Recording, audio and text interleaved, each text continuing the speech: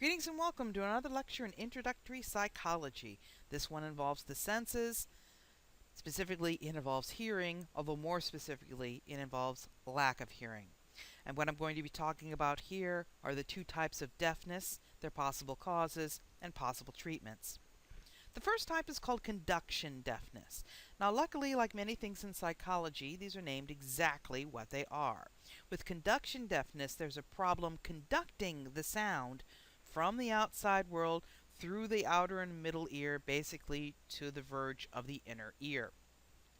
There could be a problem, for instance, with the external auditory canal.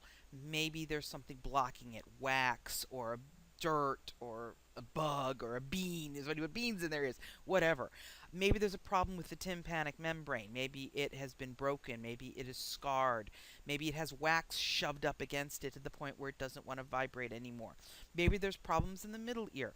Maybe those ossicles, those little bones, are arthritic. They don't want to move. Maybe they're disarticulated. Maybe they're not really connected anymore, so they don't want to move there either. Maybe there's gunk in the middle ear. There's mucus or other fluid that is preventing those bones from moving freely. Something is affecting the conduction of the sound. Now, of course, if that's something that is affecting this is something that is quickly and easily fixable.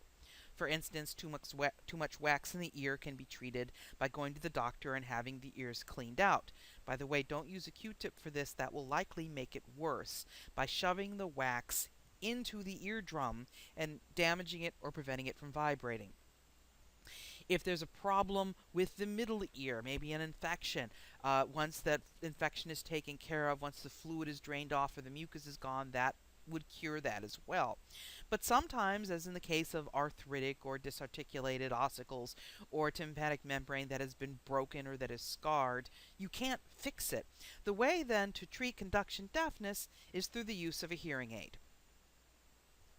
Now, what a hearing aid does is very simple. It makes sounds louder. The idea being that if you have recalcitrant ossicles or you have a tympanic membrane that doesn't want to vibrate, you up the amplitude, you up the loudness of the sound enough, and by golly, it will move. And hearing aids are most often used with people whose advancing age, for instance, has caused these problems with their ossicles or with the tympanic membrane or whatever. The problem is, though, hearing aids are only really useful for this type of deafness, but this is not necessarily the most common type of deafness, particularly in young people. That may well be nerve deafness. Now, nerve deafness, again, is named exactly what it is. There is something wrong with the inner ear or with the auditory nerve. Maybe there's something wrong with the hair cells. Maybe there's something wrong. The auditory nerve itself has been damaged. Maybe the cochlea has been damaged in some way. So nerve deafness is the inner ear, the actual auditory nerve damage. And one of the more common types of nerve deafness, this type of problem that is going on with the inner ear and the auditory nerve, is going to be stimulation deafness. Now, stimulation deafness is also named exactly what it is. It means that essentially you have stimulated your inner ear into deafness. It's usually caused by listening to very loud noises, either extremely loud for a short period of time or just loud for a long period of time. This could be because of someone's workplace. Someone works in a very loud factory or works around jet engines or guns firing, that sort of thing. These can all cause stimulation deafness by damaging the cochlea, essentially. Unfortunately, stimulation deafness can also be caused by things like going to very loud clubs or listening to very loud music for long periods of time. That can also cause stimulation deafness. Or having your headphones up, the volume too high. That can also cause stimulation deafness.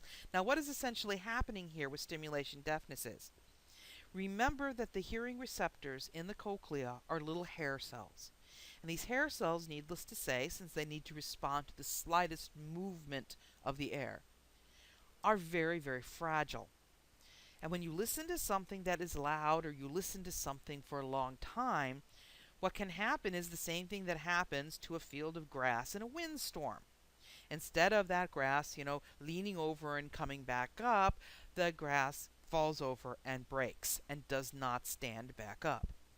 And that may indeed be what's happening here. Just a fun thought. If you've ever listened to anything that was loud enough to cause your ears to ring, you have permanently damaged your hearing. That ringing sound comes from hair cells that have fallen. And remember, when hair cells bend over is when they send the signal. Well, when they're perpetually bent over, they're perpetually sending a signal, hence the ringing sound. Now, you may find that over time the ringing sound diminishes. That's because some, or maybe even most of those hair cells manage to force themselves back to standing upright. But there are always hair cells that cannot. And once hair cells are damaged, once they're broken like that, they don't come back. They don't regenerate. Usually we lose the higher frequencies first. And this can also happen simply by living, simply by day-to-day life. We lose the higher frequencies first. By age 65, a person very often has lost about half of their hair cells simply through day-to-day living.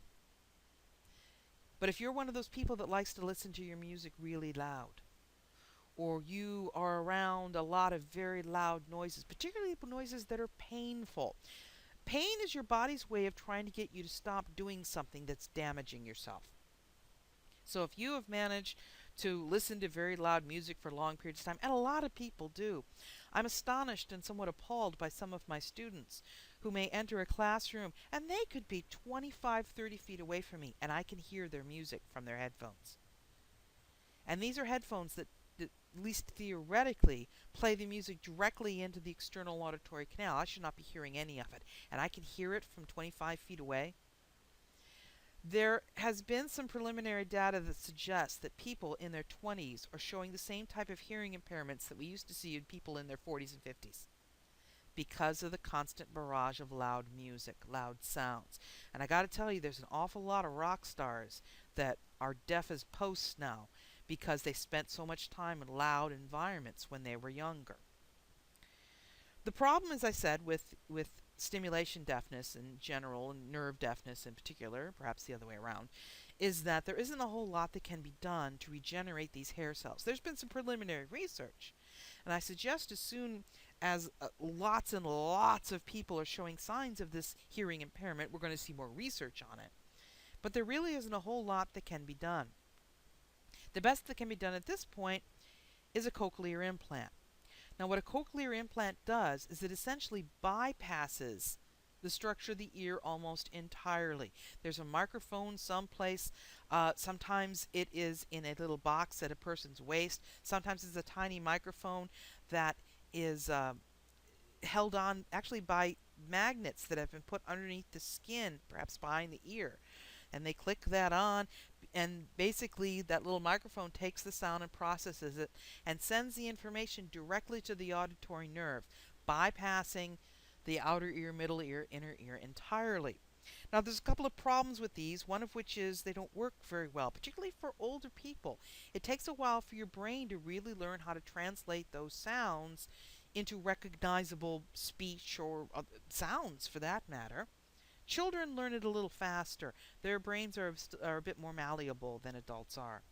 The other problem, of course, is that this is still considered at least somewhat experimental, and a lot of insurance won't pay for it.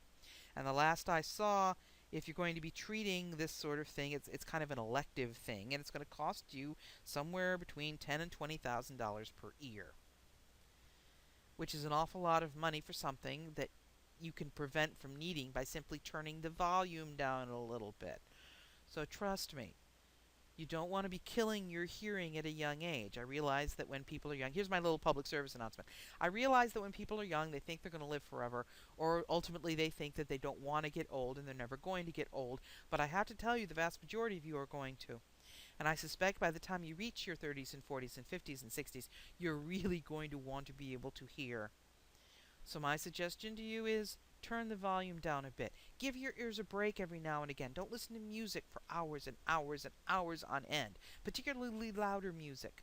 Your ears need a little bit of a break, need a little bit of quiet, because the quiet allows those hair cells, remember, to struggle their way back to their feet. So don't turn the music up too loud. Don't listen to the music for too long.